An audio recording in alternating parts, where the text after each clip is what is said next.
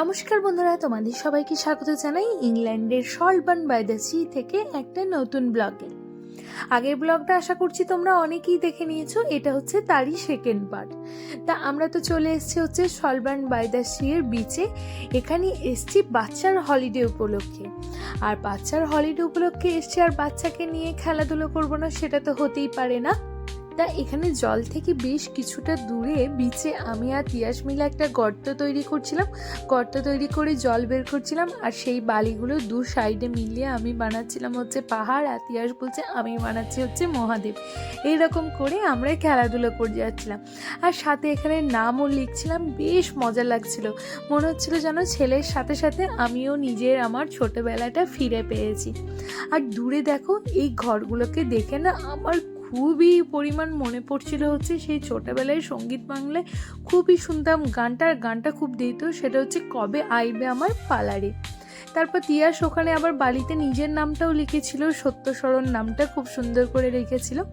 আর এই যে সামনেই দেখতে পেলে যে একটা গাড়ি নিয়ে চলে গেল, এটা হচ্ছে লাইফগার্ডের গাড়ি নিয়ে এখান থেকে ওরা বেরিয়ে গেল, একটু দূরে সমুদ্রের ধারে গেল। এখানে সমুদ্রে দেখলাম বেশ কিছু লাইফগার্ডস ঘুরে বেড়াচ্ছে, আর লাইফগার্ডের ঘরটা দেখো এখানে একজন বসেও আছে যে সব সময় লক্ষ্য করে যাচ্ছে সমুদ্রের জলের ধারে কে কতটা বেশি যাচ্ছে, কত দূরে যাচ্ছে।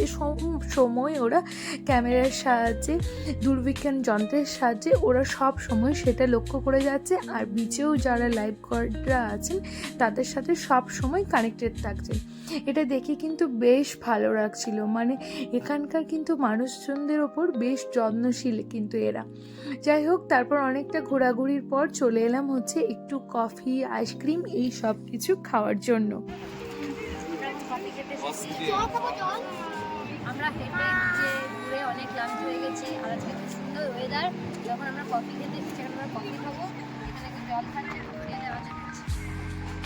তা আমাদের ঘোরাঘুরির সাথী হিসাবে তো আছে যেন দেবা দেবী সঙ্গী সবাই মিলে খেলো হচ্ছে কফি, আর তিয়াস খেলো হট চকলেট। কিন্তু আমি একটু অন্য, আমি খেলাম হচ্ছে তোমার আইসক্রিম। বেশ চকলেট আইসক্রিম মজাদার, বিচের ধারে পাওয়া যাচ্ছিলো, সেটাই কিন্তু জমিয়ে খেলাম। তারপর এখানে আমি আর সঙ্গীত মিলে বেশ খানিকক্ষণ বসেছিলাম আর সমুদ্রের ঢেউটা দেখে যাচ্ছিলাম, কারণ দেবা দেবী আর তার সাথে তিয়াস তিনজনে মিলে চলে গেছে ওই যে পাহাড়টা দেখছো, পাহাড়ের চূড়ায়। ওই যে দেখাতে পাচ্ছি তোমাদেরকে কতটা জানি না, ওই যে দেখতে পাচ্ছ ছোট্ট ছোট্ট দুটো পিঁমড়ের মতো মানুষ, ওটা হচ্ছে দেবা দেবী আর তার সাথে হচ্ছে তিয়াস। ওরা এখন হেঁটে হেঁটে পাহাড়ে উঠে গেছে। বললাম ঠিক আছে, তোরা পাহাড়ে উঠে যা, তারপর আমরা আসছি। ওরা এখন পাহাড়ে এই প্রান্ত থেকে হাঁটা শুরু করে একদম লাস্ট প্রান্তে গিয়ে পৌঁছাবে, তারপর ওখান থেকে সমুদ্রের ভিউটা এনজয় করবে। তা আমরা প্রথমে ঠিক করেছিলাম আমি আর সঙ্গীত মিলে উঠবো না, তারপরে ঠিক করলাম হ্যাঁ এখানে এসছি আর উঠবো না সেটা তো হতে পারে না, চলো। প্রথমে ওরা উঠে গেল, তারপর ওরা উঠে যাওয়ার সময় আমরা একটু রেস্ট নিয়ে নিলাম। আমরা বসে এখানে জমিয়ে কফি আইসক্রিম খেয়ে নিলাম, আর চারিদিকে যে পরিবেশটা সেটা উপভোগ করছিলাম। দেখতে কিন্তু অপূর্ব সুন্দর লাগছিল। এখানে খুব সুন্দর সুন্দর না বিচের ধারে এরকম চেয়ারগুলো বাঁধিয়ে রাখা আছে, যেটা থেকে বিচটাকে দেখতে অপূর্ব সুন্দর লাগে। তারপর দুজনা মিলে এই যে দেখতে পাচ্ছ পাহাড়ের একটা খাড়া সিঁড়ি বেয়ে এখন চলে এসেছি দুজনা মিলে একদম টপে। এখানে এসে তো আমরা ওদের তিনজনের দেখা পেলাম না, কারণ ওরা তিনজনা মিলে চলে গেছে একদম পাহাড়ের যে শেষ প্রান্ত হয় সেই শেষ প্রান্তে। সেই জন্য আমি সঙ্গে দুজনে ঠিক করলাম আমরা এখন পাহাড়ের টপটাতেই উঠে থাকবো, শেষ প্রান্তে আর যাব না। আমরা শেষ প্রান্তে যাওয়ার আগে যে একটা পাহাড় ছিল সেই প্রান্ত পর্যন্ত হেঁটে পৌঁছেছিলাম, তারপর শেষ প্রান্তে আর যাইনি। তারপর এখানে এসে ওদেরই অপেক্ষা করছিলাম। আর সঙ্গীত এখানে দেখো রীতিমতো, সঙ্গীত কেন আমিও রীতিমতো হাঁপিয়ে গেছিলাম হেঁটে হেঁটে।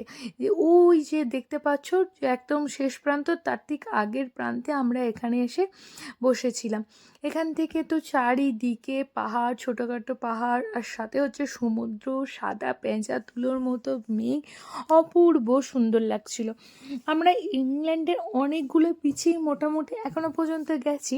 হ্যাঁ, লাস্ট টাইম যখন বেলফাস্টে গিয়েছিলাম, বেলফাস্টে ক্যাসেল রক বিচটাও আমার খুব সুন্দর লেগেছিল। আর এখন ভাল লাগলো হচ্ছে এই সল্টবার্ন বাই দ্য সি প্লেসটা। এটা হচ্ছে ইংল্যান্ডের সমুদ্রের তীরে একটা অপূর্ব সুন্দর একটা শহর, যেন একটা মনে হচ্ছিল ছবির মতো একটা শহর, এত ভালো লাগছিল। আর সাথে আমাদের ওয়েদারটাও দিয়েছিল দারুণ সুন্দর, মানে সব কিছু মিলিয়ে ছিল একদম জমজমাট। তারপর এখন বেজে গেছে প্রায় 5টা থেকে 6টার মতো, কিন্তু তিয়াস এখন ঠিক করেছে ও আর এখন ফিরবে না, ওর সাথে এখন খেলতে হবে। তাই আমরা তো কেউ খেলতে ওর সাথে যাইনি, ও নিজে নিজেই ওখানে বালি নিয়ে ধুলো নিয়ে খেলতে চলে গেছে দেখো। তারপরে একটু পরেই তিয়াসকে যোগদান করার জন্য তিয়াসের মামাই মানে হচ্ছে বুবাই আবার চলে গেল ওর সাথে একটু খেলার জন্য। তারপর খানিকক্ষণ পরেই তিয়াস আবার ওখানে অনেকগুলো বাচ্চা পেয়েছিল, সেই বাচ্চাদের সাথে খেলতে লেগে গিয়েছিল।